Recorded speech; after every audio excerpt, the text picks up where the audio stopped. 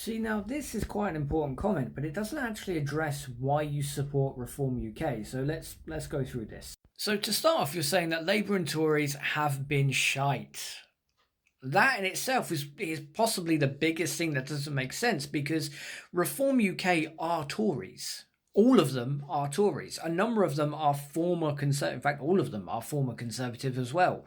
In fact, Nigel Farage praised Liz Truss's mini budget. And to be clear, Liz Truss put out the mini budget without warning, without anyone looking over her shoulder to make sure she got the math right. In fact, she actively made sure people couldn't see the budget before it was announced. And she took, what was it, 45 billion pounds out of the budget to give it back to super wealthy people as tax cuts. But she didn't work out where that money was going to come from. So that caused millions of people to lose their pension just like that. Nigel Farage said that that was the best budget he'd seen in years. Reform UK's policies are Conservative and Tory policies, every single one of them. And a number of Reform UK members, like Suella Braverman, like Robert Jenrick, held prominent positions of power in previous Conservative Tory governments. Your first line here doesn't support what you're stating. Next reason for supporting Reform UK is that you don't trust the Greens. They're a one-trick pony. Tax the rich. They also want open borders, which I think is a bad idea. Problem with that is that the Greens have never run on open borders. That has never been a manifesto promise. Zach Polanski himself has said logistically open borders is not a possibility. It just wouldn't work. The most Greens have said is that in an ideal world we wouldn't need borders, which is true. In an ideal world we wouldn't need borders, but we don't live in an ideal world. Logistically, it's not possible, and it's not something that the Greens are pushing. In terms of them being a one-trick pony, they actually have phenomenal propositions and proposals for both education, the NHS, and health and social care. These are all things that I think are fucking amazing.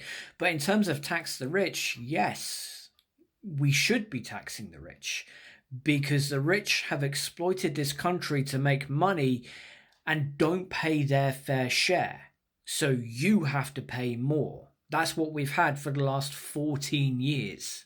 Sorry, I should say that's what we've had since 2010 with austerity.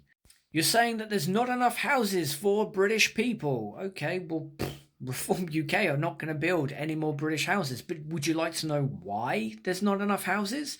It's not because we don't physically have the buildings. It is cheaper for a development company to have a big development and just keep it sat there. It is cheaper for them to do that than to actually develop the accommodation into livable quarters. And so they'd rather do that. In addition to that, you also have a number of super wealthy people who use avoidance and evasion tactics of tax by buying a property but doing it in the name of an offshore private company so that they still have the equity. It's just they don't have the financial tag which we can go after them for tax. It's why I'm in favor of a land tax. This is another one of those areas where the super wealthy have been abusing this country, forcing you to pay more or to do without services. It also leads on to the next part of this country being financially broke. First and foremost, business confidence is the highest it's been under Labour than it has since 2010. I'm going to promote Labour at the end of this video. But financially broke, why are we financially broke? It's because the super wealthy and right-wingers have gotten what they want.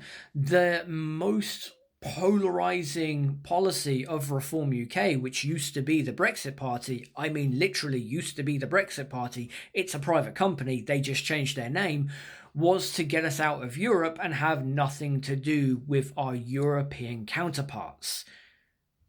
Brexit, by every single measure, has cost this country billions upon billions upon billions. And it's something that they support tooth and nail. They've already said if they got into power tomorrow, they would make it harder for us to trade with the European Union. That would put businesses out of business. And we would we'd be going back to the Boris Johnson days where the government recommendation would be, hey, if you can relocate your business to the EU, you should probably do that. Shit you not. That was actually government recommendations. You're saying that we need to stop paying for people who enter illegally. Okay, so now you're talking about asylum seekers. Asylum seekers, the asylum budget is less than 1% of the annual budget. It's actually 0.5% of the annual budget, and that figure is expected to come down. We were paying more when the Tories were in charge and not processing claims. In addition to this, they didn't enter the country illegally. It came via an unorthodox route. They are asylum seekers. That action is a protected action. Intent determines whether something is legal or illegal. And this feeds into foreign aid. If we didn't have any asylum seekers, that money would still not be ready for the public purse. It would go into foreign aid. Foreign aid is incredibly important if you want to be selfish. The reason why wealthy countries are because we exploit poorer countries. And the reason why we get better deals is foreign aid. It's not done to be altruistic or to be the knight in shining armor. It's done for selfish purposes. We give foreign aid, we get better trade deals. I would also hasten to add that Reform UK's energy policy is to give our energy security to Russia. I want that to sit in the air because that's what Richard Tice was promoting last year. That would not make us secure. But of course, Nigel Farage, when he was an MEP, was spouting the same Russian propaganda as Nathan Gill, who was also in Reform UK until he got arrested and now serves 10.5 years for being paid to spread Russian propaganda. Now, in terms of some more of the good things that Labour have done, they removed the two-child cap, which is currently lifting millions of children out of poverty. Reform UK have said that they would put that cap back in place, so they would actively put millions of children back into poverty. Labour have listened to the recommendations from previous grooming gang inquiries and are putting all recommendations in place. Some of them are really, really, really important. And Reform UK have not only voted against putting protections in place, but also against the recommendations as well. They've reopened Best Start Centres or Sure Start Centres, which numerous studies have shown that the first 5 years of a child's life are the most important.